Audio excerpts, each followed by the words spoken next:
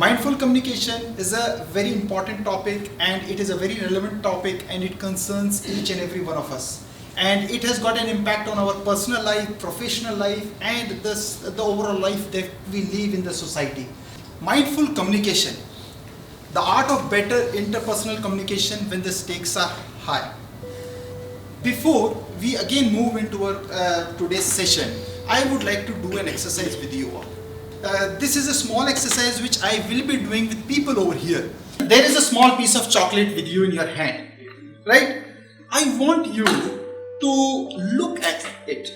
Just look at it. And look at it mindfully. You have seen chocolates in your past many times, thousands times. But you may not have looked at it that closely. I want you to look at it.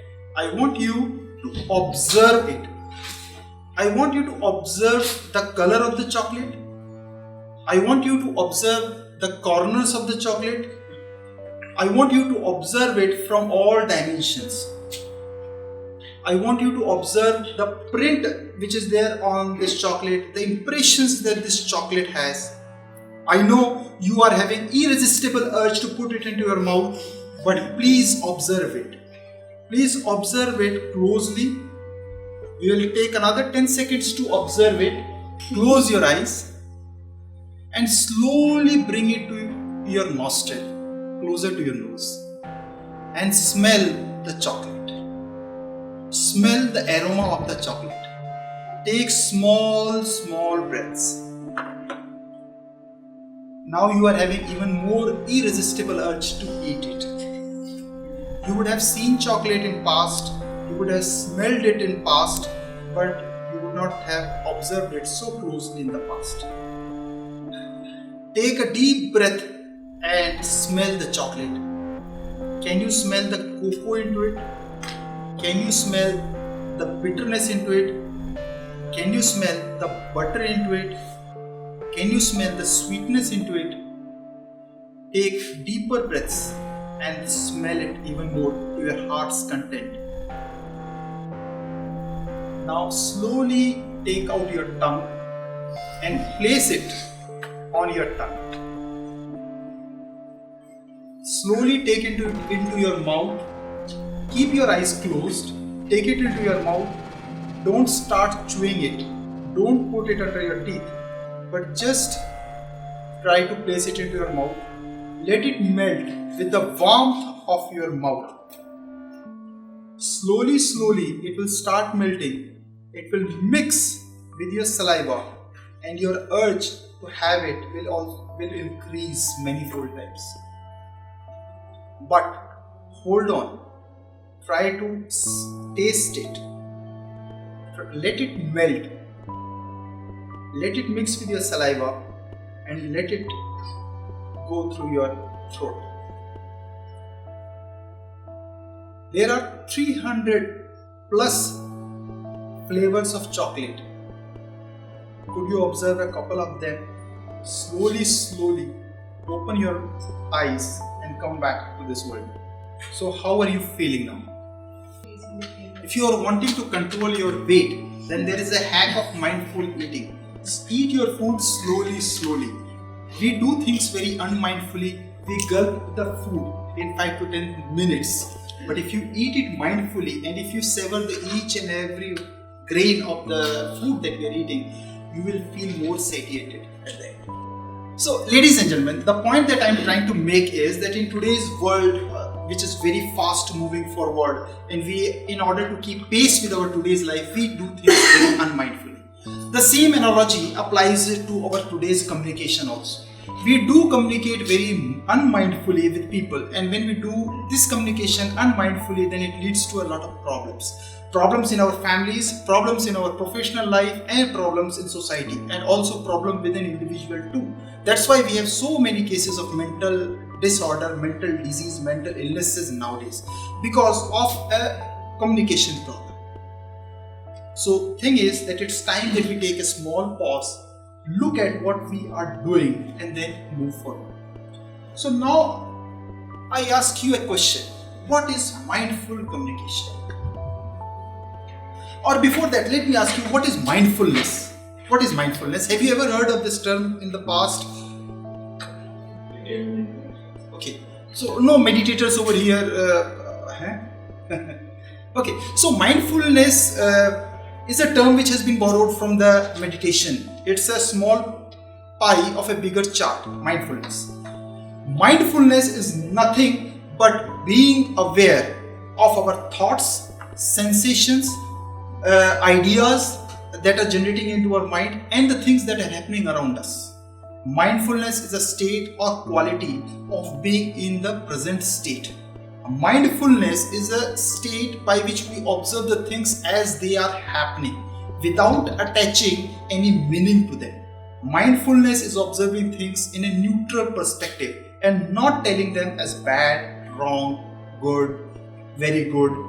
So mindfulness is being in the present moment, observing things neutrally and learning from that. We have lot many issues nowadays that people are hyper, people are always doing multitasking. But if you practice mindfulness, if you are in the present moment, you will be able to have a better life. Mindfulness is being taught to people nowadays, right from their school till colleges or in professional life also. If you are moving very fast life, it's time that you take a pause and observe mindfulness into your life, and that will help you to become better person in all the fields in which you are today's world. So mindfulness is not new, it is more than 2000-year-old concept, but we are again reinventing this because today we are suffering so much. So that's why this is a most talked subject. Meditation and mindfulness is the most talked subject. In last 10 years, it is said that people practicing mindfulness and meditation has increased by 7 times in last 10 years alone, because there is a demand, there is a need for it, and people want peace and stability in their life. So that is mindfulness. Now, how do we apply it to the communication?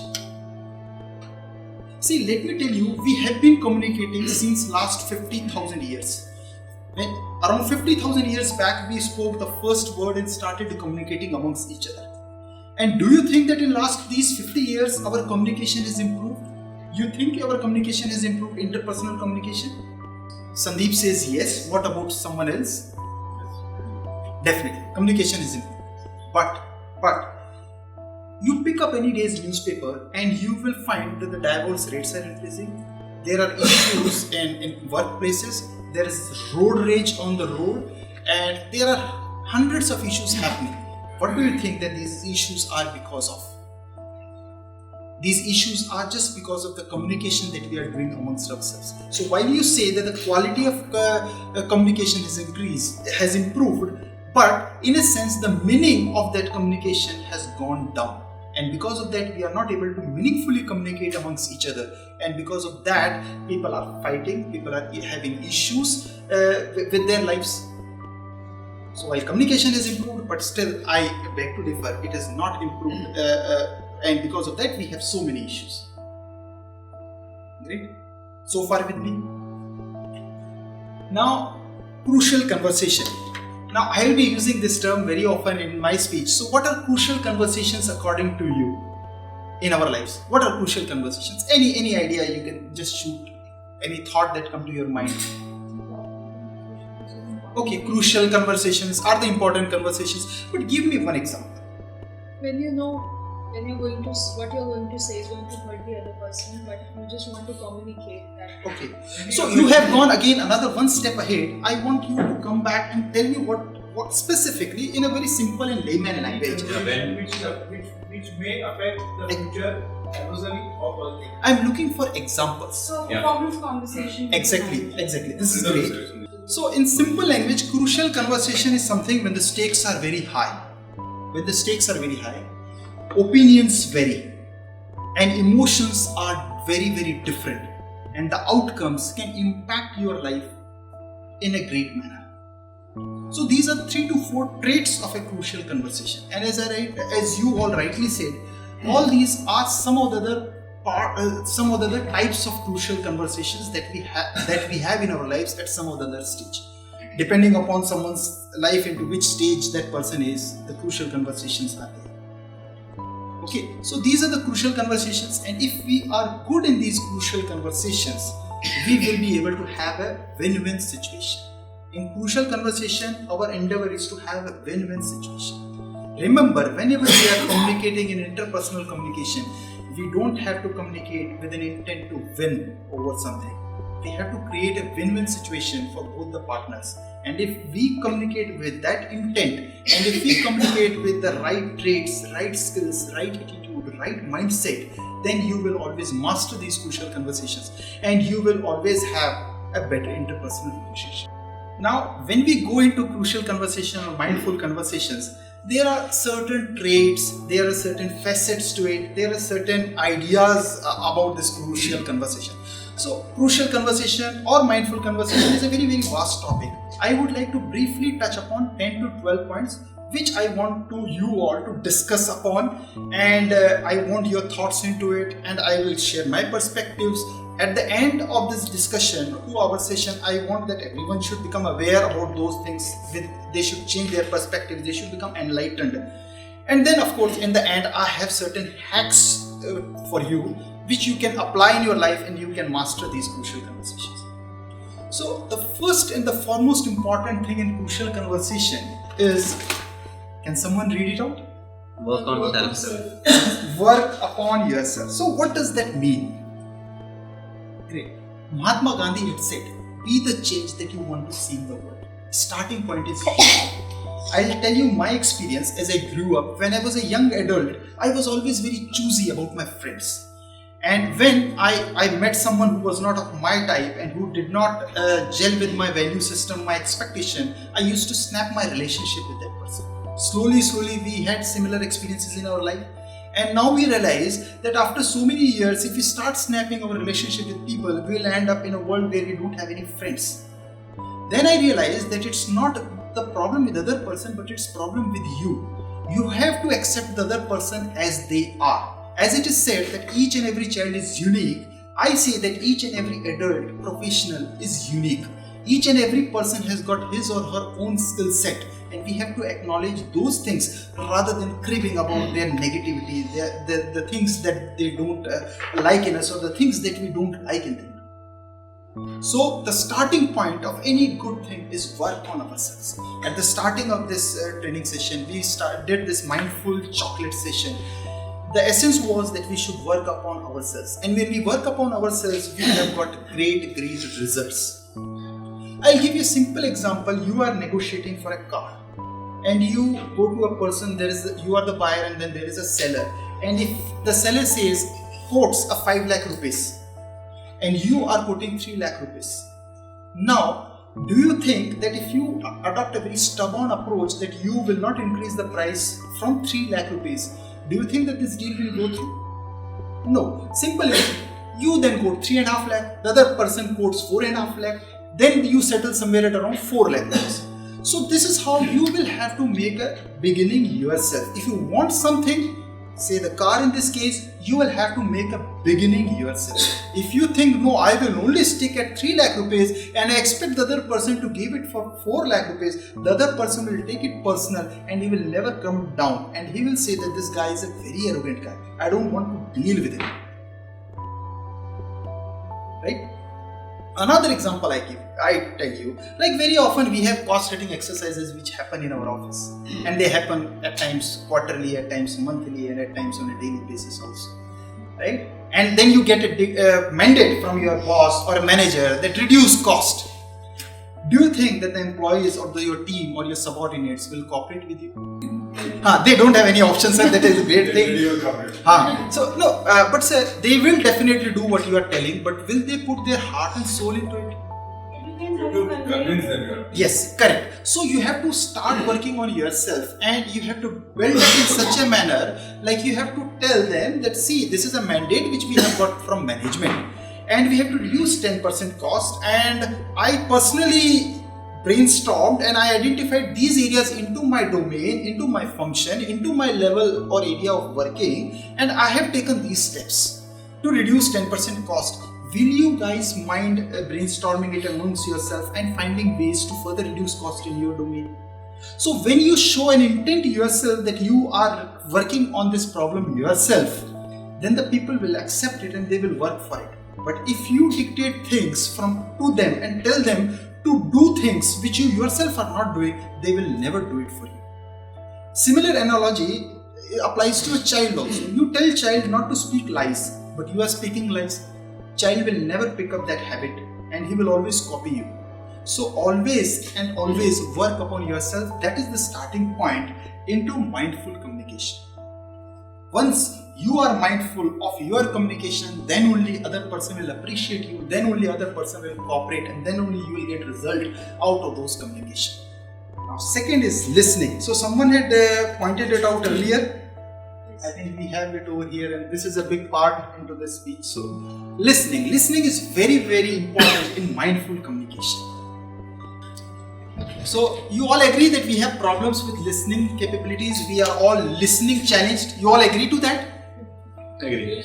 You will see that in today's world, multitasking has become a fad, and we would like to do multitasking everywhere.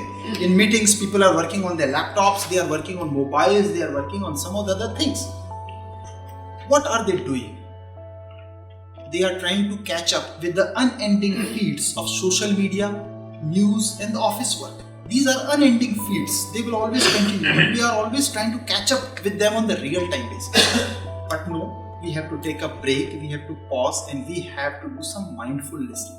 We have to be in the present moment. So mindful listening is one of the most important things before we do mindful communication. If you can't be a good mindful listener, you can't be a mindful communicator. So that's the starting point. That's the first step to being a good communicator. But then, this is a problem statement. How do we become better listeners? Any thoughts on that? So Sandeep made a very important statement that we are always listening with a preconceived mind, that this person is going to speak about this thing. We are always listening with some biases, that he will talk about this point. We are never listening with a neutral perspective, with a clear-cut mindset to enrich ourselves. A learned person has said that when you talk, you are telling what you already know. But when you are listening, there is a probability that you may learn something new. So, very true. We are not a good listener because we are already having that biases. We are ready to jump and judge that person, pass our verdict, and tell what we like, what we didn't like. Great. Urge to react. Urge to react. Urge to react. We are always having that irresistible urge to stop. I want to talk. I will tell. I know better than this person. What is the way out of this? How do we become better listeners going ahead in future? How do we become better listeners? Now let's think about that. Any ideas that you can think of how to become good listeners? Single tasking. Pardon, sir? Single tasking. Single. Oh, great. Single tasking. And there's something called active listening, which is like, paraphrasing and telling the person what you've heard. Great. She is from HR and she has got all the That's what we do. the answers.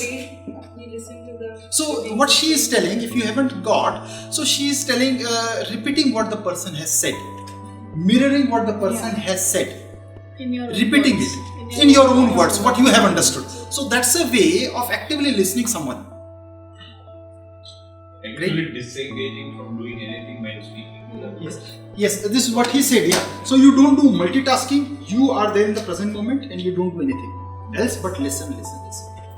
You become cautious about it. So in future, when you have this meeting or anything where you feel that I should actively listen, remember what we discussed today. The way the bee was speaking to you, or bee was giving the reaction to you, always think about those reactions and then try to be cautious about your listening skills. What else do you think that? Parenting. Okay. Because if you spoke any word, any sentence, I'll pick the last four. Yeah, true. So that is very similar to what she said, just a variation of what she said. She said paraphrasing, not paraphrasing. I think the parenting means suppose if you Pick up the last. pick up the last 3 to 4 words, then again you mistake that I pick up. Okay. Okay. So on paraphrasing, there's a second thing about not also trying to start analyzing too soon before you are ready. That is a very important point. Yeah. Listening with no biases, listening with an open mindset, not listening with some judgment in your mind. Great. Listening with interest. Listening with interest.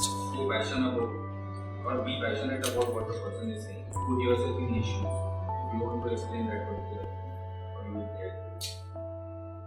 You see body language. Yeah, very good. So giving a positive body language that you are there. You are nodding your hand. You are making an eye contact.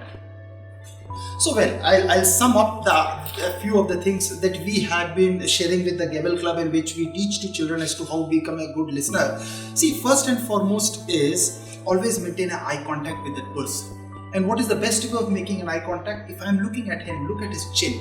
That is the best way of making an eye contact. Body language, rightly said, give a nod.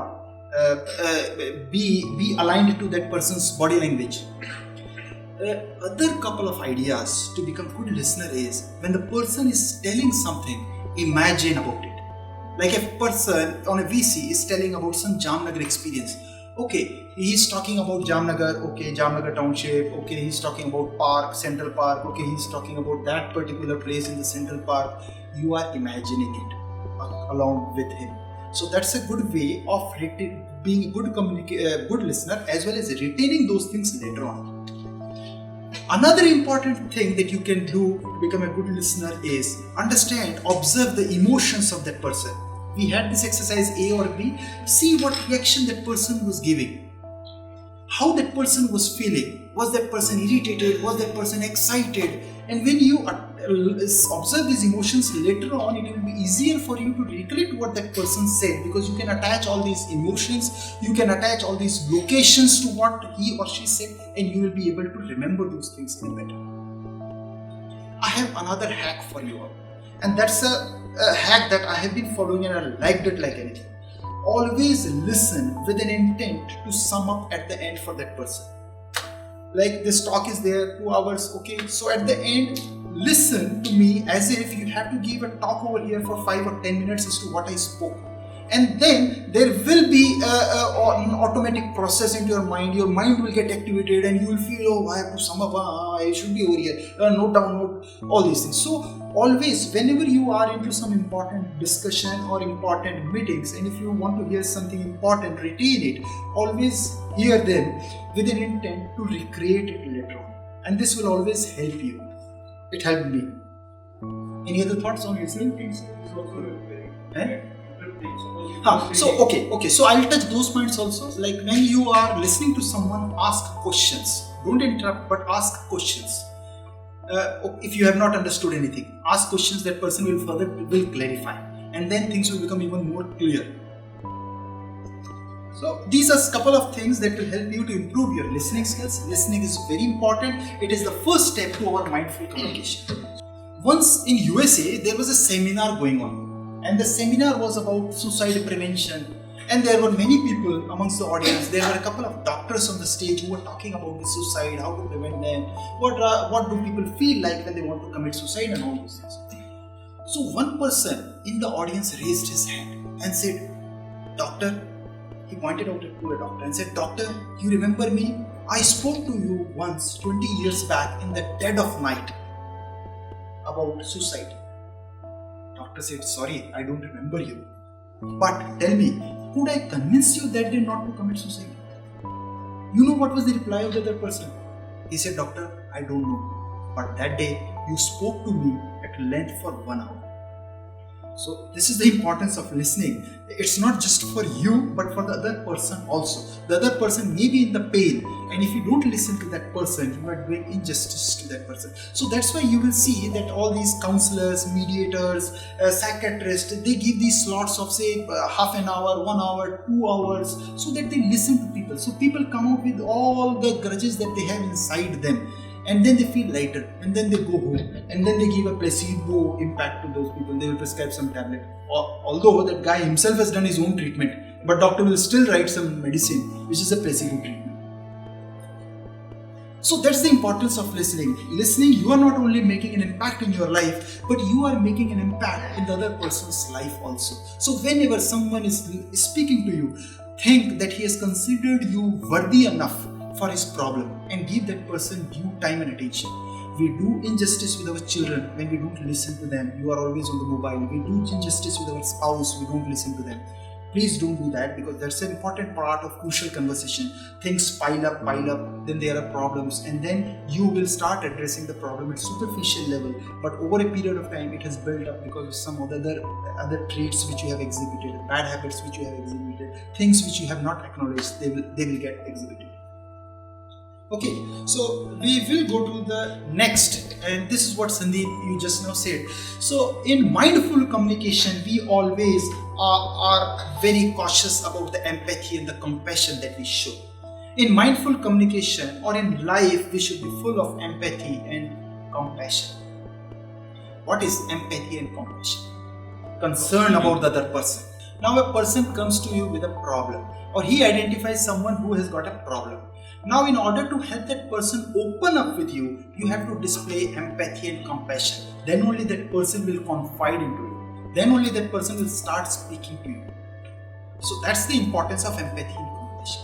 But what's the true meaning of empathy and compassion? Or even sympathy? Like sympathy is feeling sorry for you, for someone. Oh, sorry, I'm very sorry for this. And then just moving on, doing nothing about it. What is compassion? Feeling sorry as well as doing something for that person. Oh, you lost your wallet? I'm very sorry for it. You lost your entire month's salary? Would you mind if I gave you some money? So that's the help that you are offering.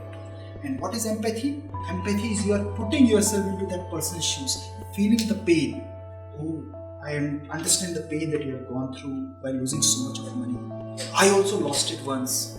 I know you will face difficulties in meeting up EMIs and all those things. So this is empathy, expressing or empathy exactly means identifying with the other person's emotional state, his perspectives, and then helping that person. So empathy is very important in office. Like if a person didn't get a promotion. If a person doesn't get a promotion and he comes to you, irrespective of whether you are his boss, friend or parent or whoever, right? So always express empathy and sympathy. And I was giving about that example, saying about that example, a person didn't get a promotion. And you say, oh, you didn't get promotion? Okay, that doesn't matter. I also didn't get promotion. What is this?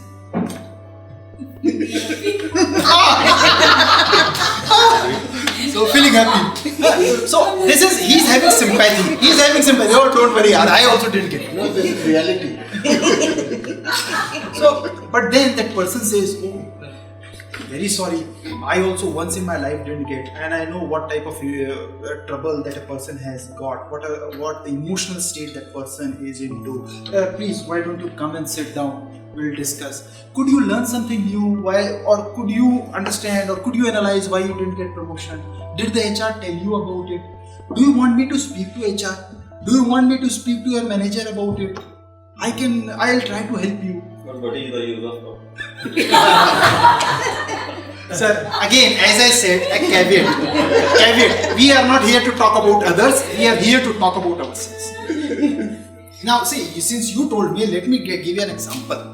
See, I came in Mumbai in 2005, and at that time I was in DAKC. So there was one person who was having some problem. I forgot the problem, and he was going to one person, other person, and all those things. Then one person told him that you are wasting your time going here and there. Go to DST and he will help you. No, that has happened. You know, similar type of things happen in RCP also. Like on our floor or anywhere, if some person has got some issue, they tell, go to Keshav Dubey, Capital Keshav Dubey, and he will help you. So why do you think that these people are being quoted by people?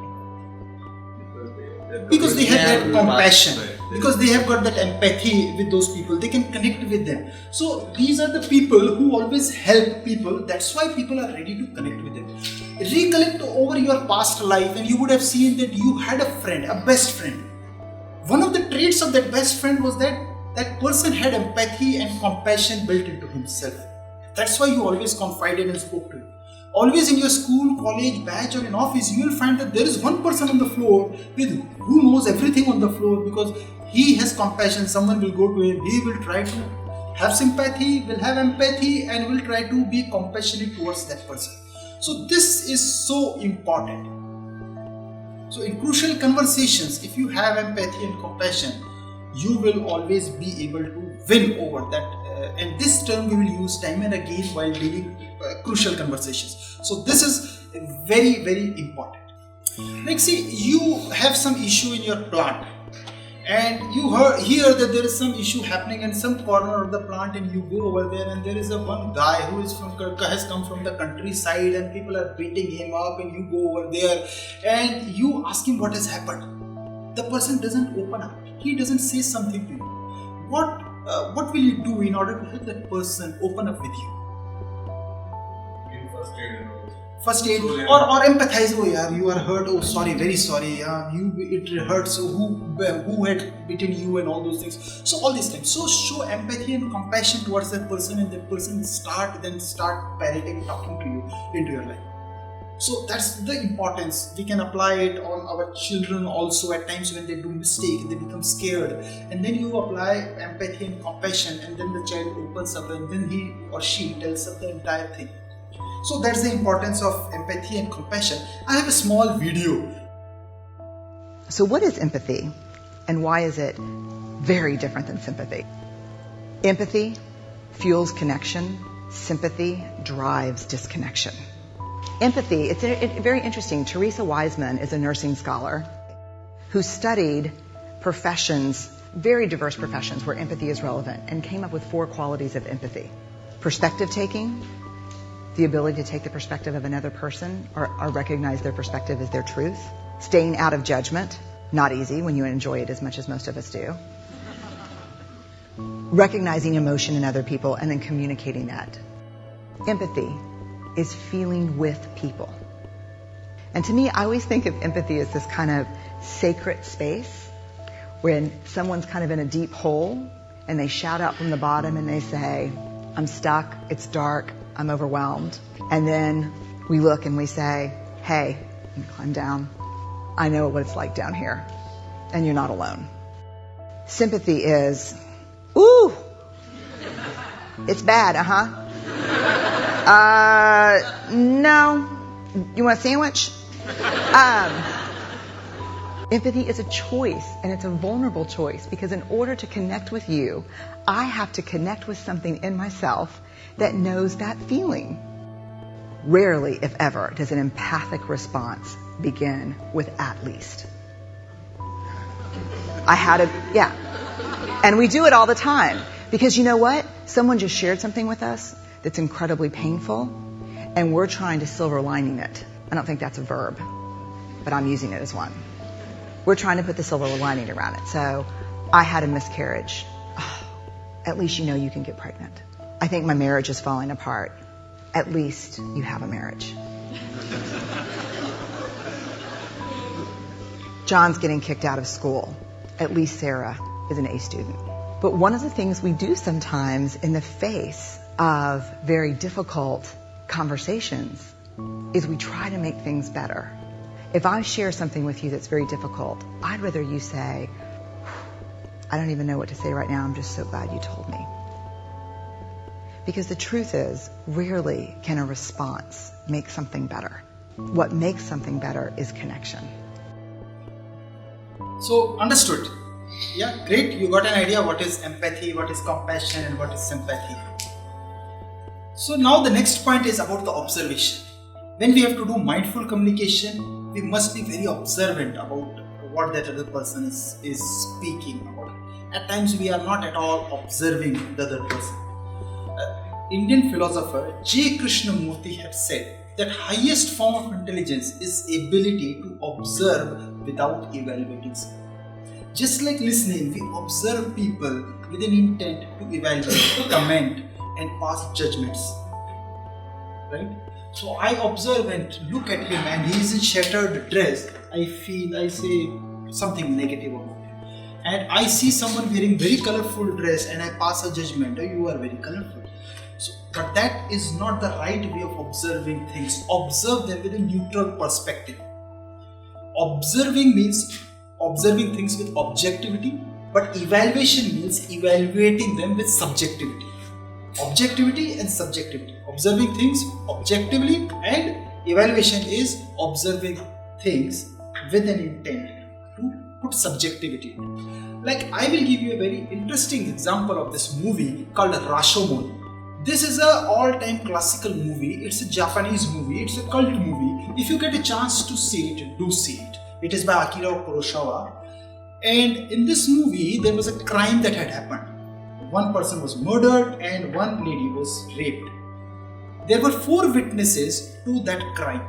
And when the investigations were happening, all the 4 people reconstructed what they saw by adding their feelings, their perspectives, their thoughts, their biases, and they came up with stories which looked absolutely normal, natural and true. These types of plots are there in Hindi movies also. They are all borrowed from this classical movie. So this is the problem with observation. We always observe people with some subjectivity. We always observe them with an intent to comment on them rather than observing things neutrally. For example, you tell your subordinate, hey, you procrastinate. What is that?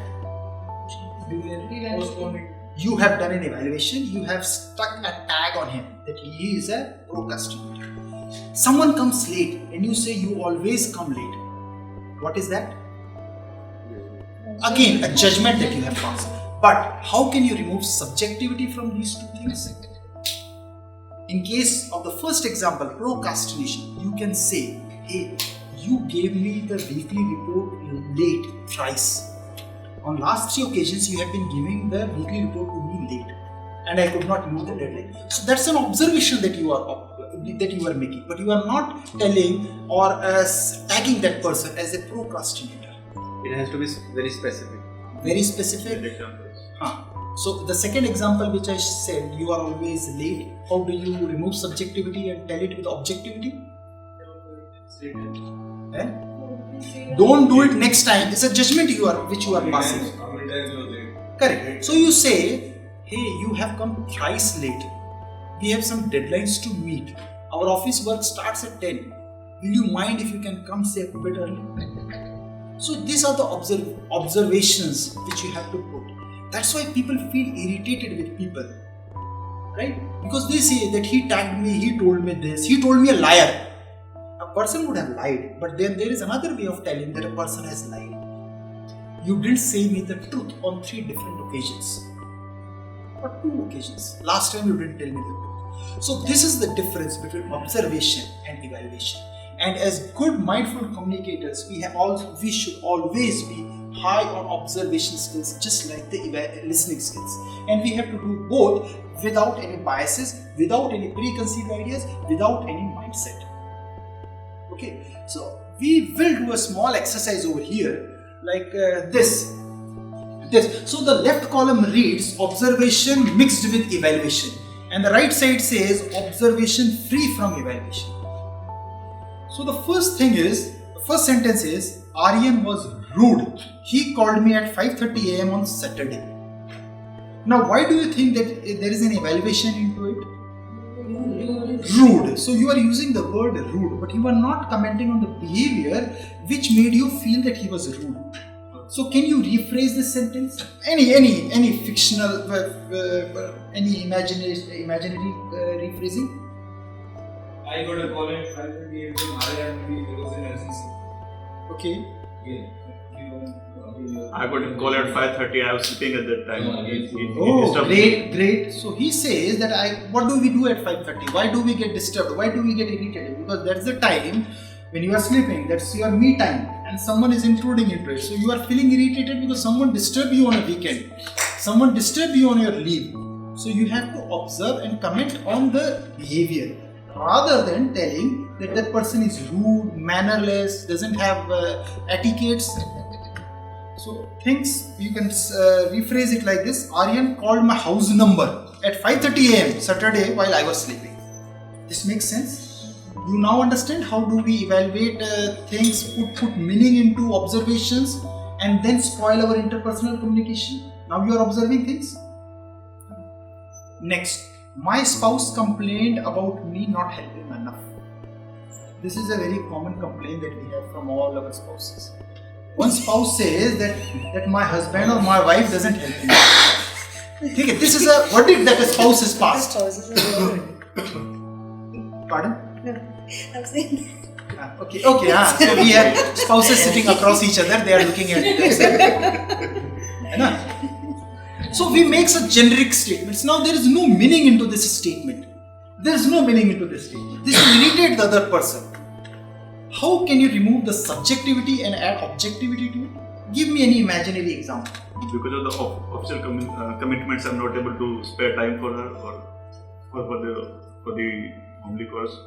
Okay. So, okay. What all he or she is not agreeing. Great. So he says chores and then he adds what all that person is not doing. So there is maybe some behavior which you have seen, and that behavior you can now repeat. You can say, yesterday my spouse said I was not helping enough in louder than usual voice. Okay. So you are observing the behavior, or you can even say what these two people said, like yesterday my spouse said that I was not helping enough, or you can say that yesterday my spouse asked me to do the household chore which I could not do, and she felt like that. So add meaning to it, add the acting verb to it, facts to it, which made that other person feel like that. So add feelings to your observations, and then you will come up with the right statement. So here the spouse had raised the voice, so that's why he felt that he is not contributing enough to the house. You always procrastinate. We discussed it earlier. Yes. You are not giving some report. You missed the deadline for a report on last 3 occasions. Right? What about this? I'll read it out. You were lazy and left the dishes you promised to do in the sink. She forgot to clear up the things. In the night, in the morning. So that person is commenting upon the behavior which is leading to these feelings. So this spouse is adding meaning to it and adding adjective to it that person is lazy. Please don't do this. When we put these meanings, then we are not going anywhere. There are mental illnesses nowadays happening in our society. What are mental illnesses? Anxiety, stress, depression. What are these mental illnesses? What is the starting point to all these mental illnesses? Or let's not go even to a mental illness. Take about your own life when you felt very low, when you felt very depressed, and you didn't feel like doing anything. What are you doing at that time? At that time, you are doing a lot of negative self-talk with yourself. That if you say error on some document and your boss rebukes yourself, what do you do next? You do a mental talk that I am not good enough.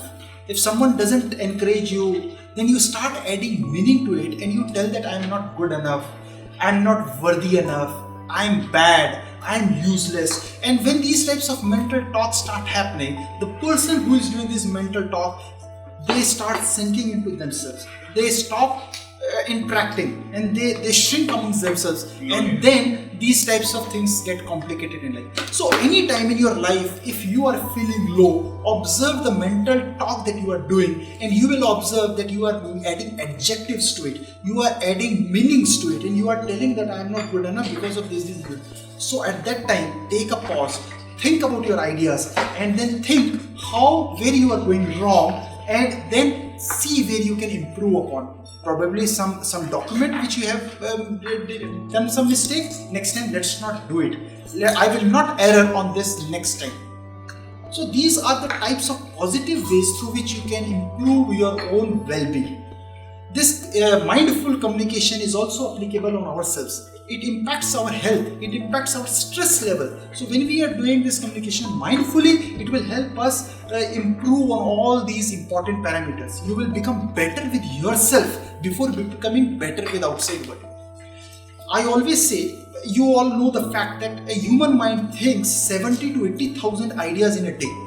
And these are vague ideas coming to you from thin air and all those things. You act upon very few number of them. Many of these ideas are negative ideas.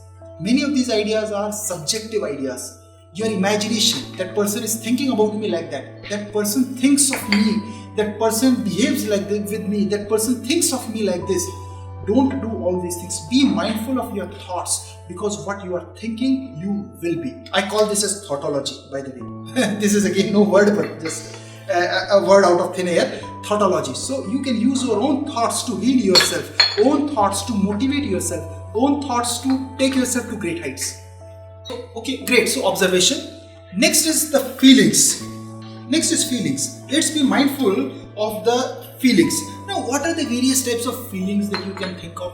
So there are, I think there are around 2,000 feelings that I have seen. So there are broadly, you can classify all feelings into 4 brackets. One is a mad feeling. Then second is a bad feeling. Third is a glad feeling. And then third is sad is there. Third is a frustrated. I think it's a scared. So mad, sad, glad, and scared. These are the 3 feelings broadly in which you can fit all your feelings. And these feelings are very important to express. I will tell you about, say, 2 world famous pictures. You saw that one man standing in the middle of a road and a tank was just coming on him. This was taken in Tiananmen Square in China in 80s when students were protesting against the oppressive regime. That picture has become viral today also. So there they were not having this liberty to express themselves, but that person stood in front of a running tank to express his feelings. You remember that picture? Or there was a picture in which a sailor was seen kissing a nurse. This was a picture of Second World War era, black and white era. And if you are thinking that they were a couple or they were dating each other, then you are wrong. That sailor had come out of the Second World War. He had put in a lot of service, and then he was so happy that moment he got down and he saw people, they were all celebrating, and he kissed a lady. So these are the feelings which people come up. And what do you think? Is it good to come up with these feelings or bad to come up with these feelings? Okay, so as rightly said, expressing feeling is very, very important. Feeling is something very private, individual to you. So we should always express these feelings in a positive manner. We can always tell them in a negative manner also. Like your spouse is waiting for dinner and you are late, and she tells you you are late again today. The food has become stale. This is one feeling that you can express like this sentence. Or you can give a diamond. So you are bribing. Good. How can you express this feeling in a positive manner? Suppose you had a meeting with someone. You had a meeting with someone and you reach there and the other person doesn't reach in time. So you get frustrated and you want to express some feeling. You can express, you have an option, you are always late, you are ever late, you are worth nothing, you wasted my time. That is one way. What is the other positive way of expressing your feeling over it? Just think over it.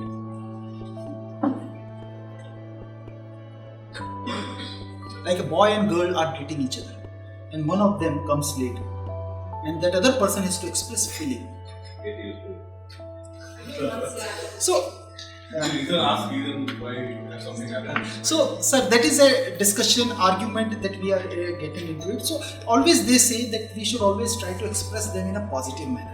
There is a need that has not been met. If you are waiting for someone, there is a need that has not been met. What is that need? You wanted to spend precious time with that person, and that person has come late, so that's why you wasted his or her 15 minutes of time with you. So wife or a partner can always say that I expected some quality time with you which I didn't get. I thought we will spend some time together, we will have food together. This need has not been met. So you can always take your discussion on that part and you can tell what need has not been met. Otherwise, if you tell it in a negative manner, always it will get escalated into a fight.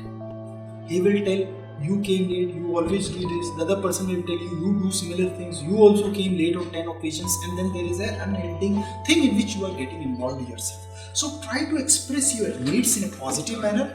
Before expressing your needs, always see what are the feelings that are getting generated into. So whenever you want to express, take a deep breath, look into yourself, what are the feelings that you are having, try to identify those feelings and then try to express those feelings in a positive manner, and you will find that you will be received positively. The other person will take it seriously, another person will never come late. Try to never come late. I don't guarantee you, but this is how you can add positivity to the talk that you are doing. So this is how we have to be mindful, like feelings, they are always to be spoken in positive manner along with the need that has not been met. Right? So over here I have some feelings, right? So situations, in fact, like this says your roommate plays loud music. What will you tell to that roommate? Yes? Okay, you are happy, but if say you have a problem with loud music, what will you say to that person? Use earphones. Use earphones. Yes. I need to concentrate on something. Please. So simple thing is what he said is connected with the need. I could not sleep last night because of loud music. I request if you can play it slowly in night. This is a need which is not met. Other person will also understand, will empathize.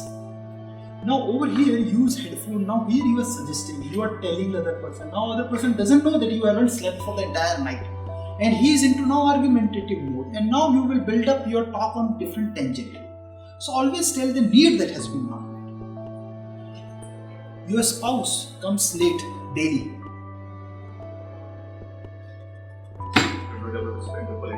Quality time, yeah, true. So I thought we'll spend some quality time. This is not what I married you for. I think I should go back and start my reading habits. I think I should go and pick some books. So instead of starting and picking up a fight, we should not do this.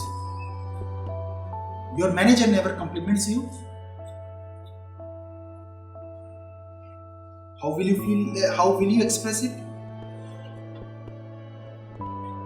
You can always express by asking your need, like what is the feedback, how am I performing, right? So that's your observation which you will have to make over here, and then only your manager will say, okay. A salesman is not attending to you, you can always say, I want you to do a Modi with me. So I think we are running short of time. So now it says that a salesman is not attending to you. You can always say, I'm feeling frustrated, I'm feeling unvalued over here, I'm feeling unworthy over here. You haven't attended me for half an hour. What do you want me to do? That's a simple thing that if you will do, you will find that person will always give you good feedback. Now this is about silence. Now here comes the body language. Someone had asked the body language and I have put it over here. Now I will give you some interesting facts on the body language. There is a 7% rule. Are you aware about that 7% rule? So in 93% communication is non-verbal. So there was a study in 1971. It was done on salesmen, and there was a guy called Albert something. So he did a study and he came out with a startling revelation. He says 55% of our communication is through body language. Second, 38% is through the tonality. And 7% is through the words that we communicate. So that's the importance of the body language when we are communicating in communication. So that's why we have to be very mindful of this body language. Second, tell me one thing. You are meeting a stranger for the first time. What do you think that how much time does that person take to judge you or make an impression about you? How much time does that person take? A minute, 2 minutes, 3 minutes? 5 seconds. 30 seconds. First 5 10 seconds. seconds. First 10 seconds. Okay, they are HR people and they are habitual to it. So let me tell you, it is a 7 second time that a person takes to see a stranger and then make judgment about it. So that's again a hack what you should do when you are going to give an interview. Another thing, I'll go a step further. You are shown some pictures randomly, or a young boy and girl is looking at some pictures and selecting a probable life partner. How much time do you think that person will take to make an impression about that life partner? How much time will that person take? 5 seconds, okay. So that person will look at the person and say, okay, nice eyes, nice hair color, okay, nice face, nice smile and all those things. It will take more than 5 seconds in this case. Shruti says 5 seconds, okay. But the real fact is, it takes a person just 1/50th of a millisecond to make an impression. So that takes me to the importance of attaching a good picture on your biodata. So if your biodata has a good picture, definitely it will have a more probability of you being called for an interview. A good picture with blazer and good smile and smile showing your teeth, so that face. So this is the importance of body language during communication. Now how about silence? Many times in communication we go silent. What do you think that people go silent? So they want to postpone the decision, or they don't want to make any comment. They know that this comment will adversely affect. They don't know get into the relationship also. Sometimes you go silent because you believe. And sometimes you are actually communicating by being silent. Yes. So I got in a Japan, I got a caption in my cabin, it says, I have always regretted my speech but never my silence. there is a quote, or in Japanese culture they say that the silence is the best communication, best form of communication. But still, like if we have this meeting, what are the reasons that people will go silent? One is, people go silent because all the points have been discussed. Second, people feel exhausted. Now there is nothing to add over here. And third, people go silent when someone has been rebuked. You are in a meeting and someone says, shut up, that's a stupid idea, that's not worth discussing. And that person will never again open up the mouth. So these are the reasons why people go silent during communication. And how can you overcome this problem? By building the trust. Exactly. I wonder if you have got my presentation. So building up trust is very important. If there is a person who is not communicating to you and he or she is totally silent, build up the trust. Build up the trust. I will share a personal example. I was handling one project, and when in that project we were falling behind many of the deadlines, and one of the person was not coming up to the expectation, and that person was silent. How do I break his silence? If a person is not speaking to you, the person is silent, start conversation, crucial conversation in this manner, build up their trust level. Like a father, father finds that his son has been stealing, and the son doesn't speak up. He's afraid to speak up. What will that father do? Or you would have also done. You build up the trust level. You tell that son, don't worry, it happens. I know you have done it. I will not do anything. Tell me, where is the money? What have you done with the money? How often have you done? Slowly, the child will open up. So this is how you will have to get a buy-in by building up trust amongst the people. Second is violence. What do you think is violence? When you fail to communicate through words. So if you are thinking that violence is just physical violence, I hit him, I hit her, that's not just violence. If you speak to someone loudly, that is also violence. That is a verbal violence. You have hit that person's need for protection, need for self-respect. So if you are speaking to someone loudly in a communication, that is a violence, and that person will not speak to you. How to help these people come up, open up in a violent situation? What are the suggestions? What do you think can we do? See, the first thing in this communication is always, first thing, never accept violence at the first stance. If you accept it first time, it will happen second time, it will happen always. So it happens first, politely say, sir, please beg my pardon, what do you want? So reject it at the first stance. If it happens for the second time, what do you do? Raise the one. Raise it. So escalate it, report it. And what if it again happens third time? Exit it. So that's the simple thing. If the other person is not sensitive enough and not listening, so these are the levels to which you have to act. Never accept violence at its first place, because if you will start accepting, it will always happen with you, and you will always have issues with your own self. You will go into depression, you will go into anxiety, you will have issues with yourself. The biggest reason for depression is you are always good to yourself. You are always trying to find fault with yourself, never thinking that there are some other issues also. Next is safety. What is safety in a communication? And why do you think it's important? See, whenever we are having all these crucial conversations and the stakes are high, there is a safety level. That's why people are participating into the discussion. As I gave the example of, say, son and father. The son, till the time he doesn't have that assurance of safety that my father will hit me, he will not speak up. If you are investing something, till the time the other person doesn't have assurance of his safety, the person will not speak. So always build up safety. Build up safety by assuring that person that nothing will happen to you.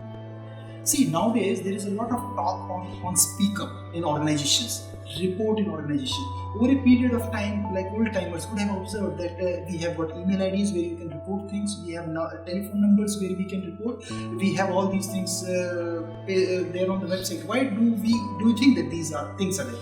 Because we need safety. So employees need safety to speak up. So always build up safety. Firstly, by assuring that person that nothing will happen. Then start talking to them and slowly address the concerns which they have. And then you will find that you will get better into that communication with that person. Next is needs. So on all our communications we have expectations, we have needs. Marshall gave us this beautiful hierarchy of needs where we have physiological needs and self-actualization needs at the top. And all these needs are to be met. We are human beings. If these needs are not met, then the basic communication goes astray. So we have to identify what the person's needs are, what that other person's needs are. And then only that person will agree to what you are telling. If those needs are not met, you will not be able to go ahead in that communication. Like I tell you, in a dispute, what is happening? There is a property dispute. Both the people have got a stand. What is that stand? They have got needs. One person will say, I will not give this guy an inch longer. The other person says, I will take 10 inches longer. So these are the needs of these two people which are not being met. That's why they are fighting. That's why they are killing each other. That's why they are going to court. That's why police is there. So these are the needs which are not being met. So as Ranjana said earlier in that earlier example, so we have needs of being loved, being affectionate, being respected. If these needs are not met, then definitely these communications cannot be done. So always you have to identify the underlying need in case. Like I'll tell you a very simple example. You go home from office after very hard work and you find your house is in total mess. There's not a single inch to put your feet, and you see that your child has been playing throughout the day with the toys and he has taken them all out from somewhere. This happens. You get very furious. What do? You start shouting on the child. Do you think the child will listen to you? What will you do? So here the simple thing is, make an observation to the child that son, I see the entire house in a mess. Tell the feeling, son, I have a feeling for orderliness in the house. Tell the need, can you please arrange your toys back? And then lastly, make a request, will you do it for me? So this is the observation, feeling, need and request that you have. So in this case, the parent has a need for orderliness in the house. A manager is angry about something. So in that, the manager has to tell that he has a need that this report should be sent in time. Deadlines must be met. So if these needs are not met, then definitely we have fight in our communication. If you want to avoid that, understand the need of the other person and tell that person what are your needs. When you share each other's need, then there is a mutual respect, mutual connection. You enrich each other's lives and then you take forward the discussion to a concluding level. So can I just take 20 seconds on the need part? Just the way this Moscow theory, there is another psychological theory that talks about three things. So appreciation, affiliation and accomplishment. So I think whatever we do, if we try to focus on one of these three pillars, then there is a good chance that you can actually create that synergy in the person in your life. So that's another, I couldn't give this example. Thank you. So needs are very important. Primarily, we are all human beings. We exist only for our needs, and they can be as basic as physiological and as high as self-awareness. Now, the pool of shared meaning. This is a very important thing when we are having crucial conversations. In crucial conversations, we all are having our own perspective. Individual perspective is nothing but our own pool of meaning, and when entering into discussion with the other person has got his or her own pool of individual meaning. Till the time we don't share these ideas together, we won't be able to go ahead in our discussion. I will give you a simple example. Brainstorming. Why do we do brainstorming? Brainstorming is nothing but people come in in a room, they share their ideas, they share their perspectives, they share their experiences, and they enrich. And then there is a person who, so this happens. Okay. Then they have got the pool, a common pool of shared meaning gets enriched, and then you take a conscious decision of what to do next. So sharing important things, facts, figures is very important. Then only you can add to each other's understanding, and once the understandings build up, then only you can take your crucial conversations to their logical end. Last is the request, second last. So in the end, you will always have to make a request, right? And requests always have to be in a request form and not a need for. Will you do this for me? Instead of that, I need this.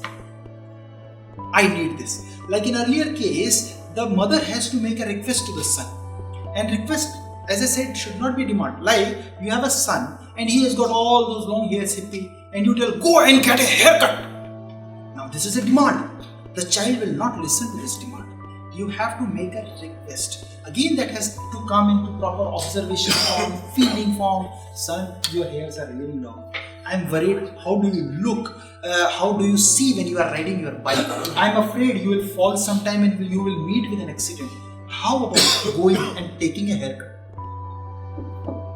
So this is how you have to communicate, and then only the person will understand. So request has to be there in a positive form. It has to be separate from a demand, and it has to be pursued with that person, and it has to come at the end. Request can't come in the beginning. You can't say you take haircut because I worry about your driving. You will hurt yourself. It can't come at the end. It has come. It can't come in the beginning. It has to come in the end. So make a request in a positive manner, making all the observations and feelings that you have. And last is move to action. The circle gets closed. The loop gets closed when we move to action. What is move to action? Moving to action means who will do what, who will do when, who will go where, and the follow-ups.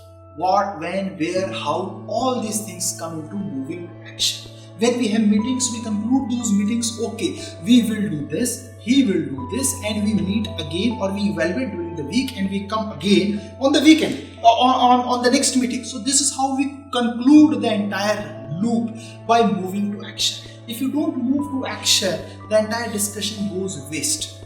Like in case of a classical example which I shared in the beginning, if you are negotiating for a flat or a car, and you said your quote is 5, I have a quote of 3 lakh rupees. Will you mind if you come back to me with your best rate that you can offer? I will see what I can do. So you are moving to action. You are setting up an optimistic tone in the future for that person to respond. So moving to action is very, very important in the end, in all the communication. Then only you are really mindful. Now, conflict resolution. We have been discussing, and I shared all sort of conflicts. Now, why conflicts happen? A question answer session. I told this earlier in the beginning. Difference of needs that have been not met, because opinions only happen when needs are not met, right? So conflict resolution. Pardon, sir? Limited resources. Correct. So but primarily they origin only from need. What is India and Pakistan's need? They both want Kashmir. That is the need. So all the conflicts have got some or the other inherent need attached to that. It's not even need, it's just need. So whenever you are into a conflict resolution, and we all security professionals always pitch into somewhere as a negotiator, conflict manager, we have that role to play. So always understand the need of both the persons, both the parties. Why are they fighting? So tell your need, ask the other person's need, and both the persons should agree to each other's need, and then have empathy and compassion amongst each other. And lastly, suggest something. So these are five things that I said. Tell your need, ask other person's need, have an agreement on each other's need, express empathy and compassion, and lastly, suggest some solutions. Take up any conflict that you have resolved in your past and you will always agree that it has been closed into that loop only. Take example of India-Pakistan issues only. There are cross-border shelling that happens, and then the talks are broken away. Then after a few months there is again a need for talk. Then what do we tell?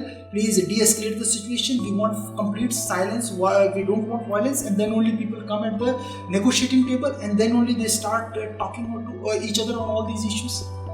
So in conflict resolution, always you have to have mutual respect, and you always have to keep on adding to the common pool of shared understanding. And if you do these two things along with those 5 steps, I think you can solve any conflict. Conflicts sprout up 24 hours a day, 7 days a week, but we don't experience them as troublesome until they ripen into a dispute. At its core, conflict resolution is really a communication discipline with a set of flexible practices. Before we dive into those practices, it's a good idea to gain an understanding of the social psychology that influences our disputes. We'll begin by taking a look at the anatomy of conflict and how we get locked into the name, blame, and claim cycle. We're human, and in relationship to one another, we often have conflicting wants, needs, goals, and values. We have imbalances in our access to resources, and we have differing opinions about the rules that should govern everyone's conduct. A dispute arises from conflict when 3 circumstances come together at the same time. The belief that you're being deprived of something you need or want, the belief that someone else is causing the deprivation, and the belief that deprivation violates a social norm or rule. These circumstances can be captured in 3 words: name, blame, and claim. So let's say Jack forgets to include his manager Heather in an email loop about a new project he's angling for. Heather gets upset and about being bypassed and accuses Jack of violating the social rule of running things past the boss. Her accusation is the beginning of the name, blame, claim loop. And we are off and running. It's a full-blown dispute. Heather feels she's been deprived of something she wants. She blames Jack for the wrongdoing and claims he's violated a workplace norm. So now, let's make this personal. If you backpedal to your most recent argument with a friend or a coworker, see if you can deconstruct your conversation. Remember, even if the argument only occurred in your head, it's still a conflict, an internal conflict. So if you haven't had a full-blown argument recently, think about something you're upset about but haven't yet aired. When you pointed your finger, what did you name as the issue? And right on the heels of that, who did you blame? And with little, if any, conversation, what did you claim as the solution that would turn everything around and solve the problem in your favor? If you were on the receiving end of the name, blame, claim loop, how did you react? If you take the time to do this inquiry, you'll create a framework for seeing the conflict clearly. So, take a look at the exercise guide for this movie. It will help you ponder those questions, and that way you'll have a working example to use throughout the course. So this is mindful self-communication. As I said, that most of the time we talk with ourselves, and we are never mindful about those negative talks that we are doing. We can talk better with ourselves, positive things, and we can make our life better with our own self-communication, because you are your own best friend and best enemy. And if you are mindful about this, then this is really very good in order to boost up your confidence, boost up your achievement levels in your life, and take your life to the next level through this mindful self-communication. Over the years, many people have come to me wanting to have some healing for a lot of pain that's going on within them. And this healing can take place if I just play my own role. Now, I do not have to necessarily play the role of the person who contributed to the pain. And very often I will start by saying to people, I think we can heal from this situation if you can tell me what's alive in you now as a result of what happened in the past. Let's just talk about what's alive now. Maybe it was stimulated by something that somebody did in the past. But just tell me now, what is alive in you now? And if the person is very depressed, they usually don't know how to tell me really what's alive in them now as we define that term in nonviolent communication. That what is alive in you now is what are you feeling and what are you needing?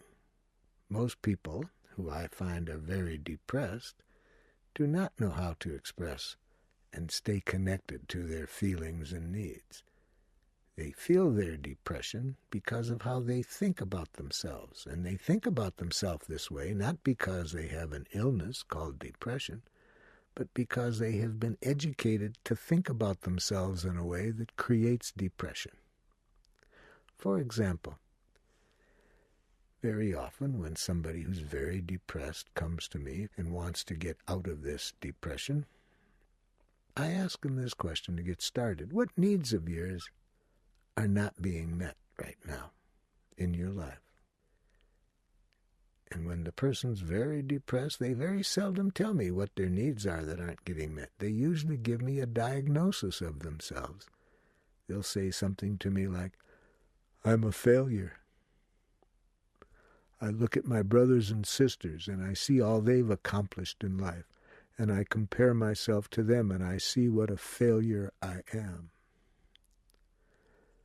Or other people tell me, I'm a terrible mother. Or others tell me, I'm too sensitive. All I know is that I get hurt no matter what somebody says. What's wrong with me? I'm so sensitive. So notice I've asked these people what their needs are, but they don't tell me their needs. But they're very literate at telling me what they think about themselves, and what they think about themselves in a way that implies there is something wrong with them. And that's the kind of thinking that I believe contributes to depression. And what I do with such people, I help them to identify these judgments and help them to see that all of these judgments that we make of ourselves that stimulate depression are simply expressions of unmet needs. We have needs in our life that we're not meeting to our satisfaction, but we haven't been educated to think in terms of what's alive in us, what we're feeling, what we're needing. We've been educated to think of what we are. So I help the people to see that if we can recognize these thoughts when we're having them and translate them into unmet needs, we'll live in a different world. We'll no longer be depressed. Now, we may be frustrated, we may be sad, discouraged, but not this painful feeling of depression that comes from the thinking that implies there's something wrong with us. One of the judgments that I find that people very often have when they are terribly depressed, they judge themselves as poor parents. And I teasingly tell people, if you want to know how to get really depressed in life, have children and think there is such a thing as a good parent. Parents really laugh when I say that because they really know what I mean. They know that this precious job of parenting, this precious opportunity to bring people into this world and prepare them for the world, it's a precious job. But if we have been educated to think of ourselves in a moralistic, judgmental way, we can take that job and turn it into something miserable, because any time things aren't going well between our children and ourselves and we start thinking, I'm a terrible parent, what's wrong with me, I should know better, we're going to be depressed a good deal of the time. So when I'm working with such people, I help them to first of all recognize that the depression is a good signal that tells us we're thinking in a way that's not good for our well-being or the people around us. But don't judge yourself negatively for having that thinking. That'll just perpetuate the problem.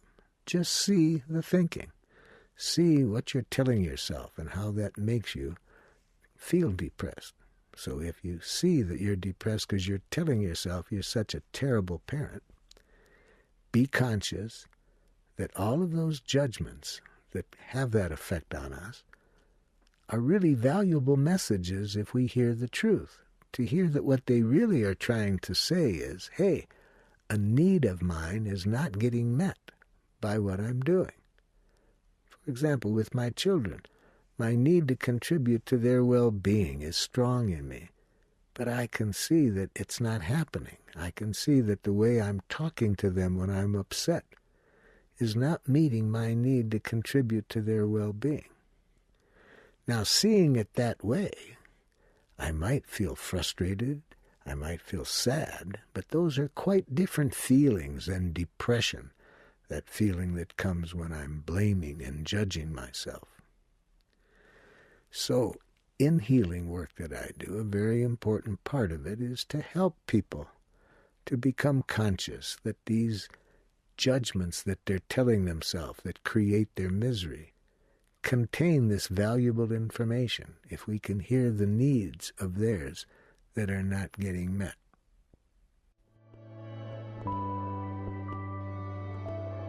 So O, F and R.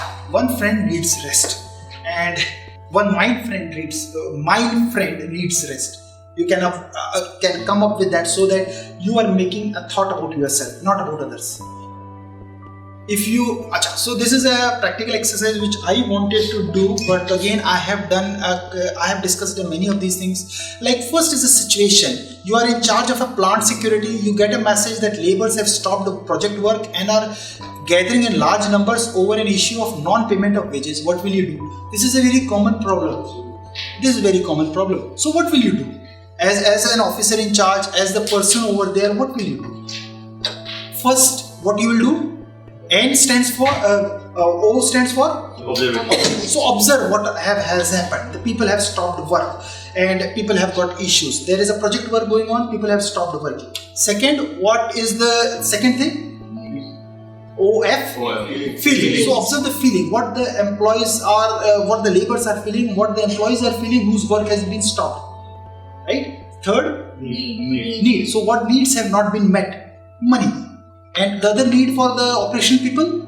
Work. Continuity of the work. And thirdly, make a request. So make a request to them. So tell them, yeah, I know that you have stopped work over here. I know you need money and I will help you out in resolving this issue. Will someone mind coming with me? I will get this resolved. I will take an ownership. And will you mind one of you come and rest of all you start working? And they will definitely listen to you. But if you will get personal with them, how dare you stop? I'll get you blacklisted. I'll ensure that you never enter site. How can you demand the wages over here? Go and meet your contractor. I am none of them. Right? So these are not the things to be discussed in these crucial conversations. This third point is a road rage driving issue. We have very often road rages. And at the end of the road rage, what we do? We get angry. We get irritated. And who is being punished over here? See, suppose you are driving. He drives very often. And suppose someone overtakes you in a very dangerous move. What do you feel? The person has jibbed past. He is gone. And how do you feel at that moment?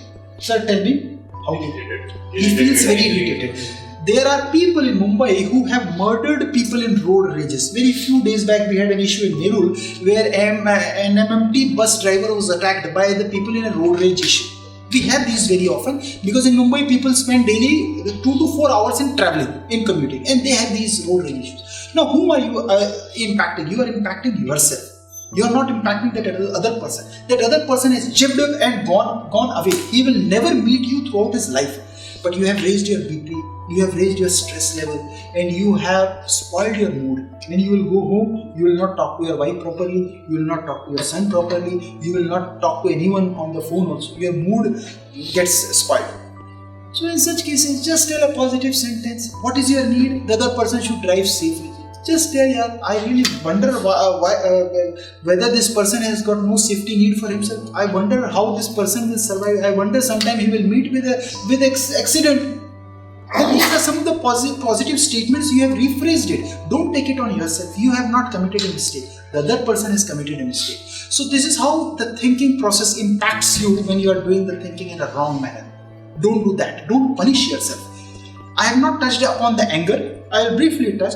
Now, what is anger? What is anger? It's a feeling. It is a feeling, great. It is a reaction.